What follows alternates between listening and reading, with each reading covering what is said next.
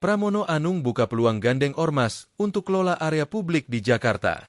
Gubernur terpilih Jakarta Pramono Anung membuka peluang untuk menggandeng organisasi masyarakat, ormas, dalam pengelolaan area publik.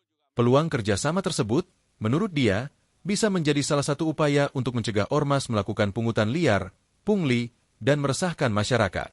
Di samping itu, langkah tersebut juga menjadi upaya pemerintah Provinsi Jakarta dalam hal pemberdayaan masyarakat. Jadi ormas akan juga menjadi mitra kami, tetapi mereka tidak boleh melakukan pungutan liar itu intinya, bahwa mereka harus dipekerjakan, diberikan ruang untuk itu. Iya, ujar Pramono Anung di Kompleks Gelora Bung Karno, Minggu, 12 Januari 2025. Pramono menegaskan, salah satu hal yang akan dituntaskannya usai dilantik menjadi Gubernur Jakarta adalah persoalan pungli. Mantan Sekretaris Jenderal, Sekjen, PDIP itu berpandangan bahwa Jakarta sedang berproses menjadi kota global. Atas dasar itu, persoalan pungli tidak boleh lagi ditemukan dan harus diselesaikan. Jadi kalau nanti saya dilantik, salah satu hal yang akan saya tangani adalah pungli yang ada di lapangan. Enggak boleh terjadi, kata Pramono.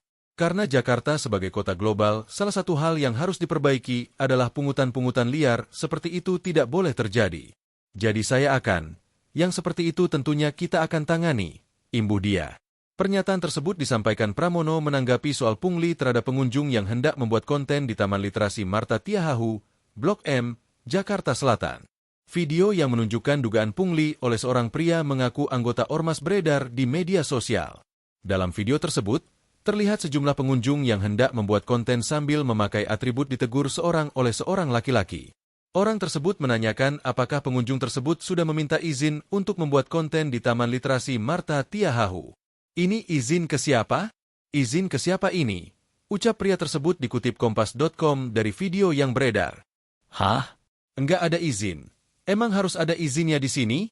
Bukannya ini tempat umum? Jawab salah seorang pengunjung. Mendengar jawaban itu, pria tersebut kemudian mengusir pengunjung itu dan meminta mereka tak membuat konten di area taman kawasan Blok M.